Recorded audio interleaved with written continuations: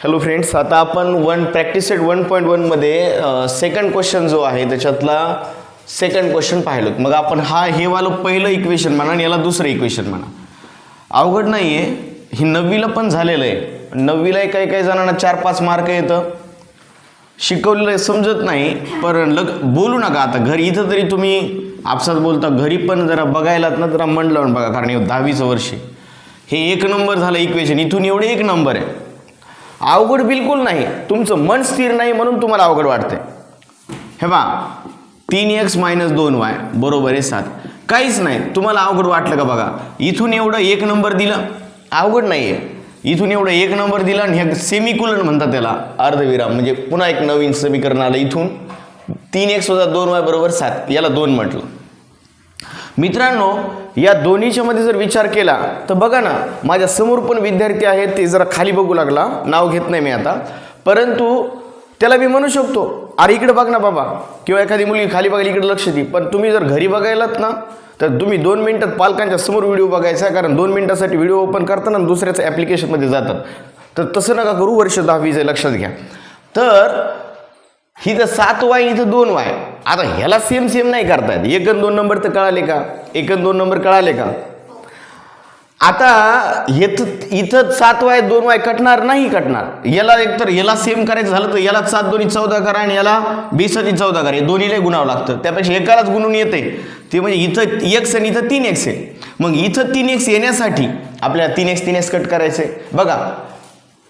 तर 3x cut करायचंय, त्यासाठी आपण 3 न गुणू, मल्टिप्लाय.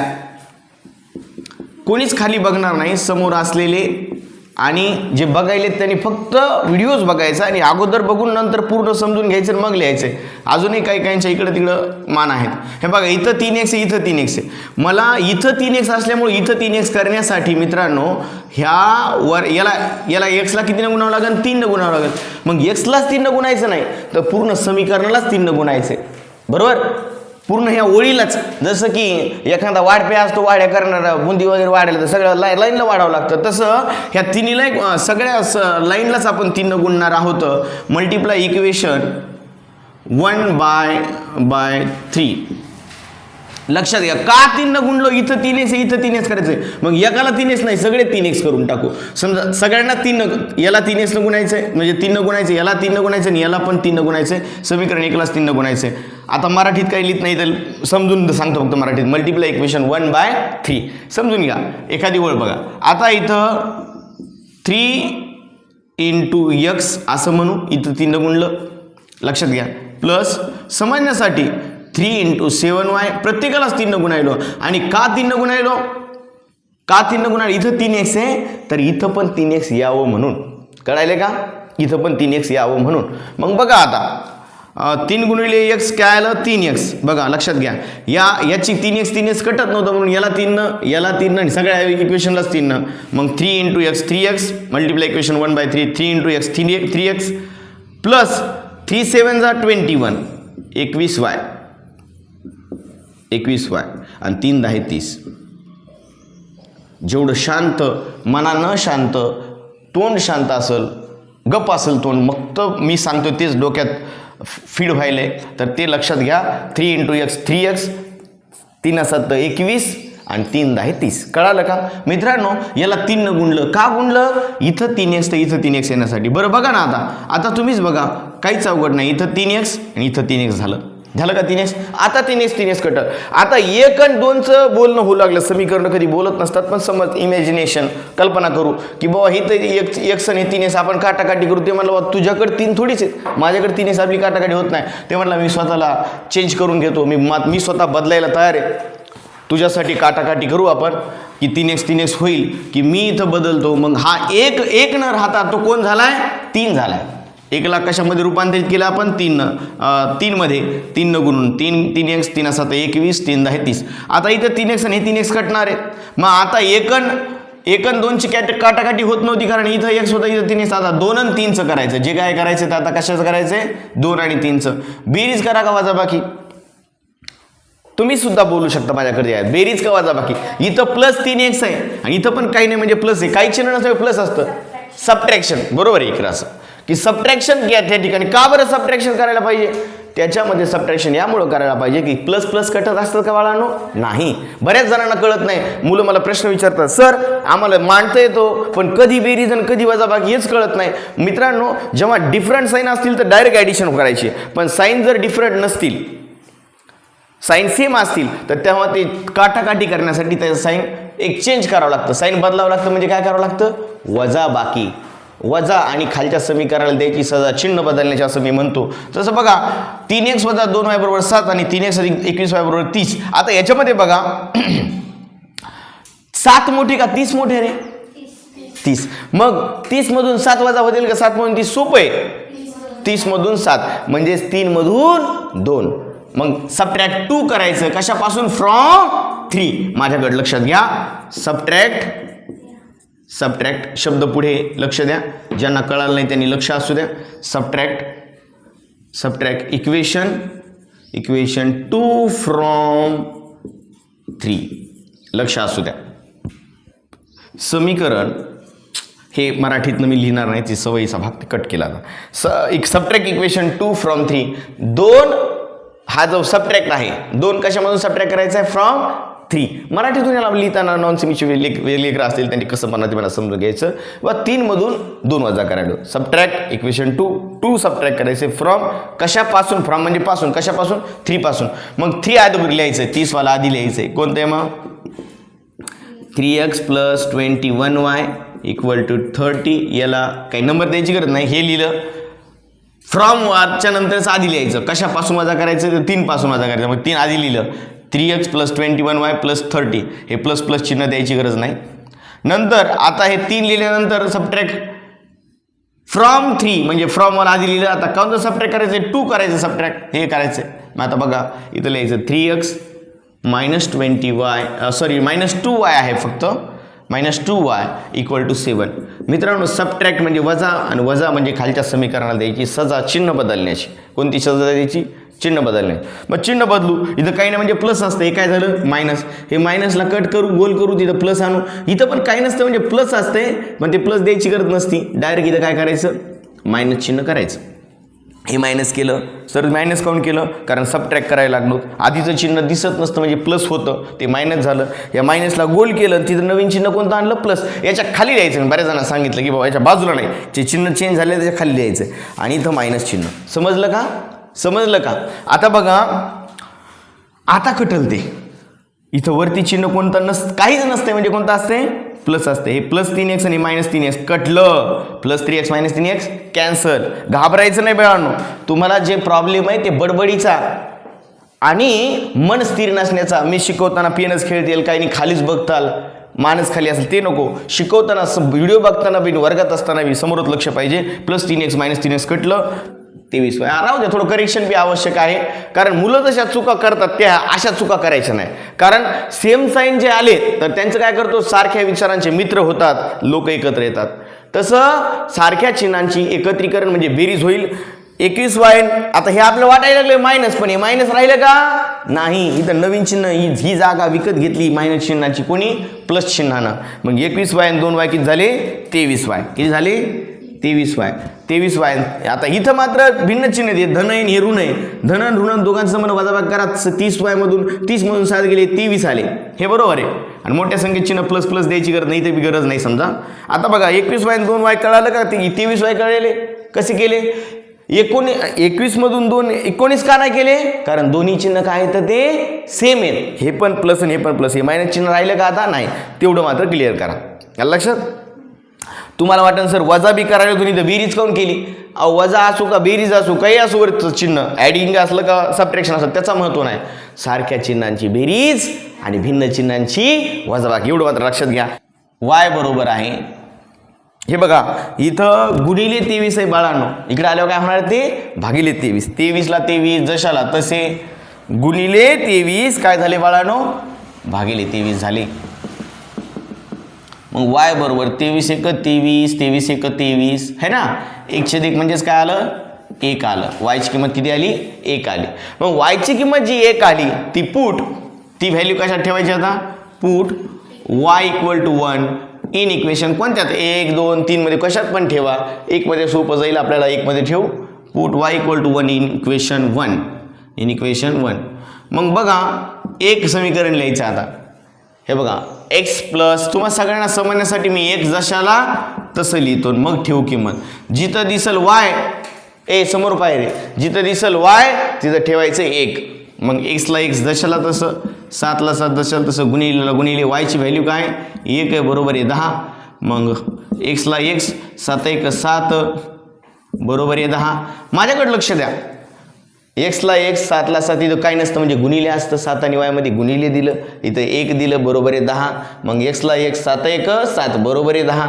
मग मला सांगा काय विनायक पुढची स्टेप आठवती का तुला? सांग x बरोबर काय होईल, जोरात सांग. Good.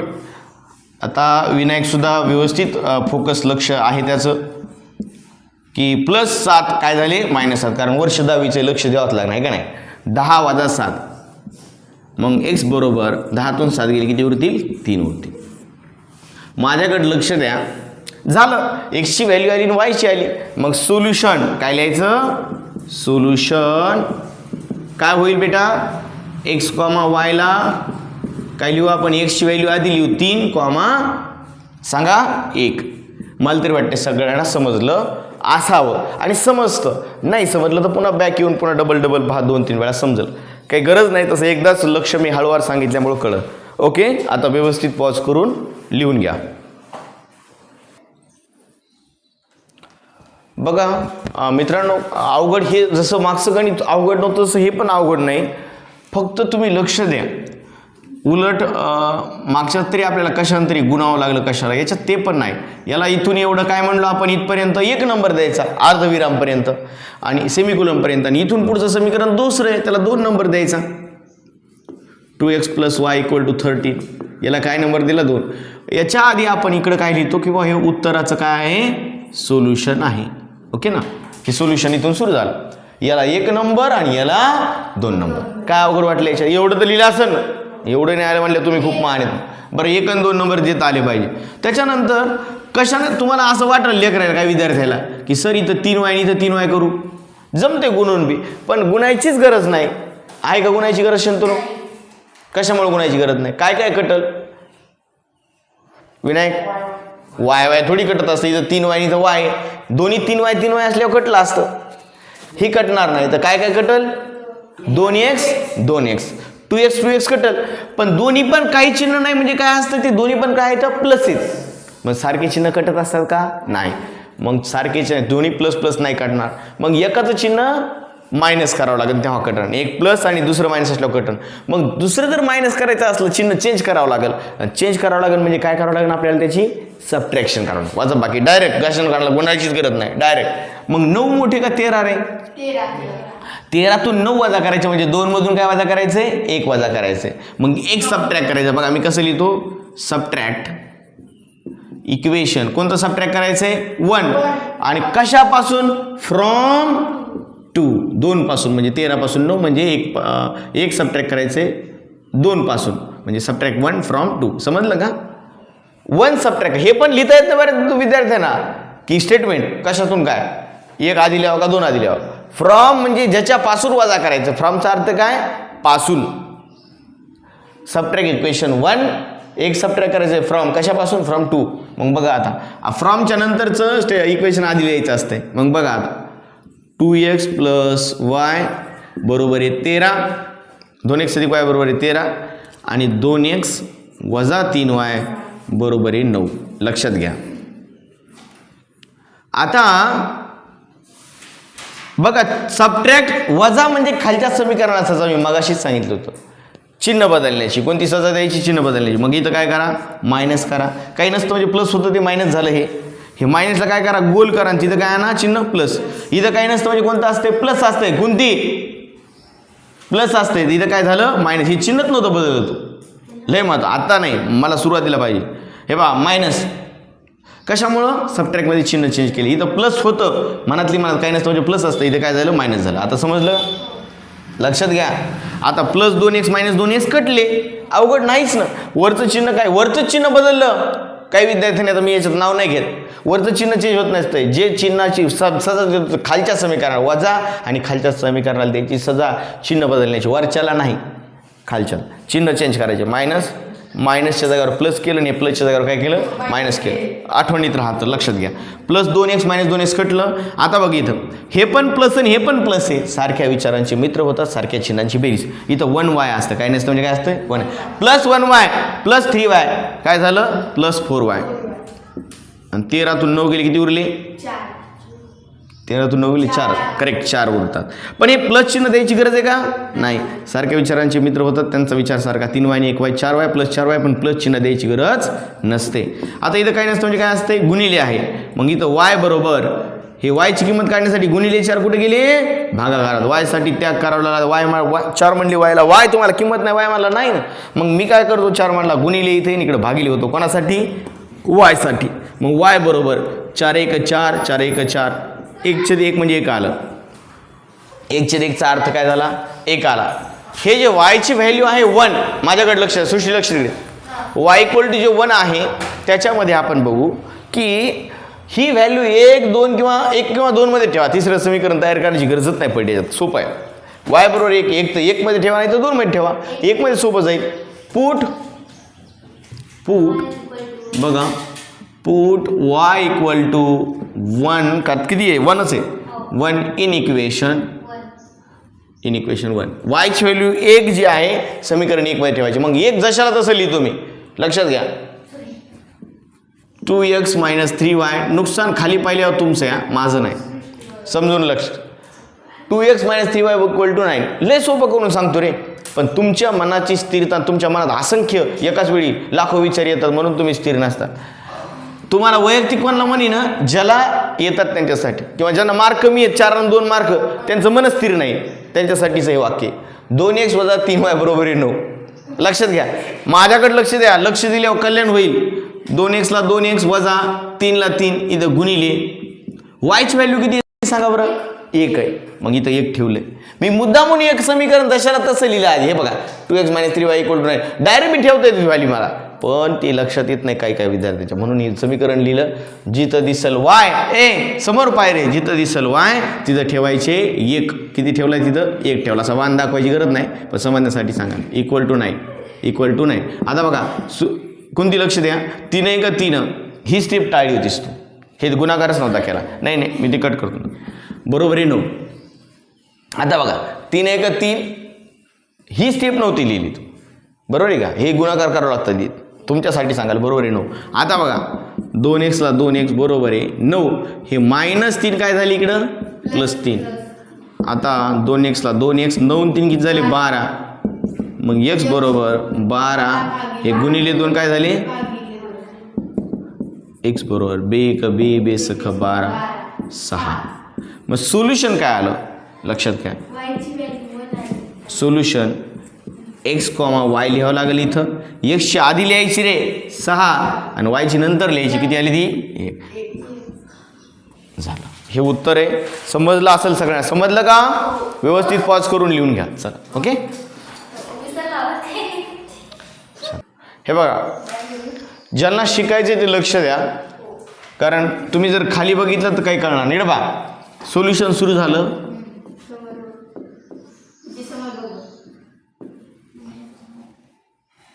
(5m + -3n) 5n - 3n equal to 19. याला समीकरण इक्वेशन नंबर 1 दिलं. काय दिलं इक्वेशन नंबर 1.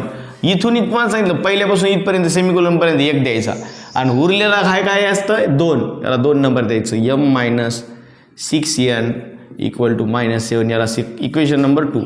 आता माझ्याकडे लक्ष द्या, हे 3n आणि 6n तर कटत नाही, किंवा याला सेम करायचं, दोघायलाही गुणावं लागतं, पण एकालाच गुणून येतंय ना. इथं 5m आहे, इथं 5m आहे, तर इथं 5m करता येईल का, येतंय ना, काय नाही म्हणायचं, मल्टिप्लाइंग बाय 5. इथं m ला 5 न गुणलं तर 5m येतं, सोपं आहे. इथं जर 18 आहे 18 3 सक 18, तर इथं बी गुणावं लागतं 3 18, दोघांना गुणण्यापेक्षा एकालाच गुणवणं. इथं काय करावं लागेल, m ला कितीनं गुणावं लागेल 5 न, म्हणजे काय येणार आहे 5m सेम होतंय. मग नुसतं एमलाच गुणून चालणार आहे का? नाही, 6 एनला 5 गुणावं लागेल, यालाही 5, सगळ्यांनाच या समीकरण 2लाच 5 गुणावं लागेल. मग बघा मल्टी इथं 5 येण्यासाठी कटण्यासाठी बघा मल्टिप्लाय करेक्ट इक्वेशन 2/5 2ला किती गुणावं लागेल? 5 ह्या समीकरण 2ला 5 गुणून असं लिहिता येतं नॉन सेमीवाले. आता बघा 5 गुणिले एम, बघा तुम्हाला समजण्यासाठी लिहिलो 5 गुणिले एम, प्रत्येकाला 5 गुणा वजा 5 गुणिले 6n, वजाला वजा या वजाला वजा लिहिलं, या 6nला किती गुणलं? 5 गुणिले 6n बरोबर आहे 5 गुणिले वजा 7. हां 5 गुणिले वजा 7. आता लक्षात घ्या 5 गुणिले एम काय आलं? 5m, 5 × 30 बरोबर आहे. आणि 5 × 7 35, पण कोणते? -35. प्लस मायनस काय होत असतं? Minus 30n. गुड, असं लक्ष पाहिजे. 30n 5 × 30 n ला n दशाल तसं. आता इथं 5m, आता हे बघा 1 आणि 2चं बोलणं जाऊ लागलं, आपण काटाकाटी करू, वजाबाकी बेरीज करू. 1 म्हणला होऊ शकत नाही, माझ्याकडे 5m आहे पण तुझ्याकडे 5m नाही, 5 नाही आहे. मग हे म्हणला मी बदलतो ना, मी बदलायला तयार आहे पण कॅल्क्युलेशन करूच. मग ठीक आहे म्हणलं एमला इथं कितीने गुणलं? मग आपण 5 मल्टिप्लाय इक्वेशन 2/5. मग इथं 5m, इथं 5ला याला सुद्धा 5 गुणिले m केलं, याला सुद्धा 5 गुणिले 6n, वजा वजा 5 गुणिले 6n आणि 5 गुणिले वजा 7. हे सगळं 5 गुणिले m 5m, 5 × 30n आणि 5 × 7 35 वजा 35. आता मला सांगा ह्याचं कॅल्क्युलेशन होत नव्हतं, हे 2 बदललं, कोणासारखं 2 झालं? 3 सारखं. मग आता 1चं आणि 2चं तर काही होऊ शकत नव्हतं, इथं 5m इथं 5m नाही, पण 1चं आणि 3चं होते ना. आता इथं 5m इथं 5m काय होते? काटाकाटी होती. पण सारख्या चिन्हांची काटाकाटी होत असती का? नाही. हे पण प्लस आहे, हे पण प्लस आहे, काय नाही म्हणजे दोन्ही पण प्लस आहेत. दोन्ही प्लस आहेत तर मग आपल्याला एकाचं चिन्ह काय करायचं? चेंज करायचं, म्हणजे ते मायनस करायचे, तेव्हा ते +-5 कटतील. +5 -5. मग वजा करायचं आहे तर वजाबाकी करावं लागेल. चिन्ह बदलायचं आहे म्हणल्यावर काय करावं लागेल? वजाबाकी करावं लागेल. सबट्रॅक्ट. वजा 35 मोठे का 19 मोठे? मोठे नाहीत, वजा 35 लहान आहेत, 19 मोठे आहेत. कारण 19 कशामुळे मोठे येतं? ते प्लस आहेत आणि मायनस चिन्ह किती मोठं असलं तरी मायनस लहान असतं. मग सबट्रॅक्ट लहान संख्या वजा करा. सबट्रॅक्ट इक्वेशन 3 वजा 35 वजा करा कोणातून? 19 मधून. म्हणजे सबट्रॅक्ट इक्वेशन 3 करा. सबट्रॅक्ट फ्रॉम 1, म्हणजे मोठ्या संख्येतून 19 मधून वजा 35 म्हणजे लहान संख्या वजा करायची. म्हणजे 3 मधून काय वजा करायचं? सबट्रॅक्ट 1 मधून 3 सबट्रॅक्ट करायचे. म्हणजे सबट्रॅक्ट इक्वेशन 3. कोणतं सबट्रॅक्ट करायचं इक्वेशन? सबट्रॅक्ट इक्वेशन 3 कोणामधून सबट्रॅक्ट करायचे? फ्रॉम 1. गुड, कारण 2चं याचं काय होऊ शकत नाही. 5m कुठं आहे?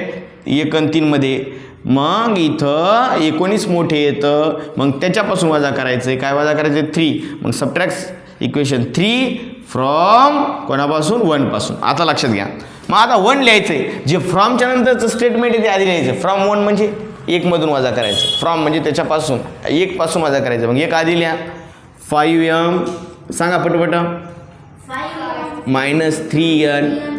-3n इक्वल टू 19 आहे. आणि 3 वजा करा. Subtract equation 3 from 1. आता 3 लिहा. 5m वजा 30n बरोबर आहे वजा 35. लक्षात घ्या. आता काय करायचं आहे? सबट्रॅक्ट. वजा म्हणजे खालच्या समीकरणाला सजा. कोणती? चिन्ह बदलण्याची. मायनस, या मायनसला गोल करा, प्लस आणा. इथं काही नाही म्हणजे मायनस केला, प्लसचं चेंज झालं, मायनस झालं. हे बघा, हे मायनसला गोल केलं प्लस, हे मायनसला गोल करा आणि काय आणा? प्लस आणा. समजलं का? बघा आता +5m -5m कटाप. काय नाही म्हणजे वरचं प्लस आहे ते कट झालं, +5m -5m कट झालं. आता इकडे सांग सृष्टी, 3n आणि -3n आणि +3n काय होईल? इथं बेरीज करू का वजा बाकी? बेरीज कशी? शक्य नाही, कारण इथं मायनस चिन्ह आहे, हे मायनस चिन्ह राहिलं नाही, आता प्लस झालं. एक ऋण दुसरं धन चिन्ह आहेत, भिन्न चिन्ह, दोघांचं जमणं वजाबाकी करा. काय करा? वजाबाकी.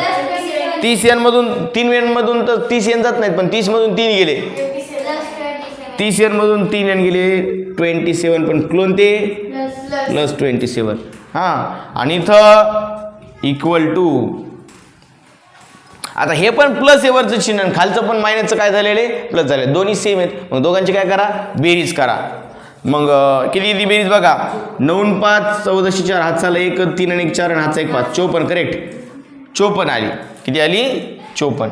मग 54 जर आली तर इकडे बघा इथं काही नसतं म्हणजे प्लस द्यायची चिन्ह गरज नाही, प्लसला प्लस असतं ते. इथं गुणिले 27 एन मध्ये काही चिन्ह नसतं म्हणजे काय असतं इथं गुणिले. मग इथं एनला एन ठेवू आणि इथं 54ला 54 आणि गुणिले 27 काय झाले भागिले 27. तुम्हालाही माहिती आहे काटाकाटी कशी होती 27 1 27 27 दोन्ही 54. हे एन बरोबर 2 आलं. आता ही यांची जी किंमत 2 आली आहे ती कुठं ठेवायची पुट n = 2 इन इक्वेशन सोप्यामध्ये ठेवा इन इक्वेशन 1 n बरोबर 2 समीकरण 1 मध्ये ठेवून असं ट्रान्सफॉर्मेशन लिहू शकतात. बरं आता देअरफॉर आता 1 मध्ये ठेवायची तर 1 लिहिलं पाहिजे, 1 मध्ये ठेवायची तर 1 पूर्ण लिहू. हे बघा इथं जिथं n दिसेल तिथं तुम्हाला 2 ठेवायचे ना.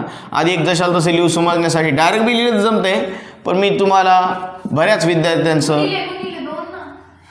नाही हे बघ डायरेक्ट लिहिलं मी आधी इक्वेशन लिहिलं सगळं तुझं बरोबर आहे डायरेक्ट ठेवा, पण डायरेक्ट सगळ्यांच्या मनाची स्थिरता नसते. पुन्हा इकडे जागा इकडे 3 घेतात, काही जण इकडे m ठेवतात दुसऱ्यातच ठेवतात, म्हणून 1 मी जशाला तसं लिहून काढलं चुकू नये म्हणून. आता ठेवतो 5mला 5m मायनसला मायनस 3ला 3 जिथं दिसेल n तिथं ठेवायचे आपल्याला 2. आता ठेवायला 2 बरोबर आहे = 90. मग 5m बरोबर काय 5m मायनस 3 2 6 आणि 19 = 19 जशाला तसे. बघा =च्या खाली बरोबर = आहे असं आलं पाहिजे. काही जण हे इकडे इकडे लिहितात इकडे कोपऱ्यात, तसं ते नीट वाटत नाही. मग 5mला 5mला 5m जशाला तसं 19ला 19 -6 तिकडे पाठवा काय झाले +6. हां सांगा विनायक पुढची स्टेप. 5m बरोबर 19 + 6 किती कमाले हे प्लस येशन डायरेक्ट केलं -6 प्लस झाले ना इकडं किती आले 25. सांग शंतनू पुढची स्टेप सांग. सोपी स्टेप आहे आठवती का नाही, किती सोपं आहे मित्रा. हां बरोबर आहे शब्द चुकायले कॉन्फिडन्स नाही. हां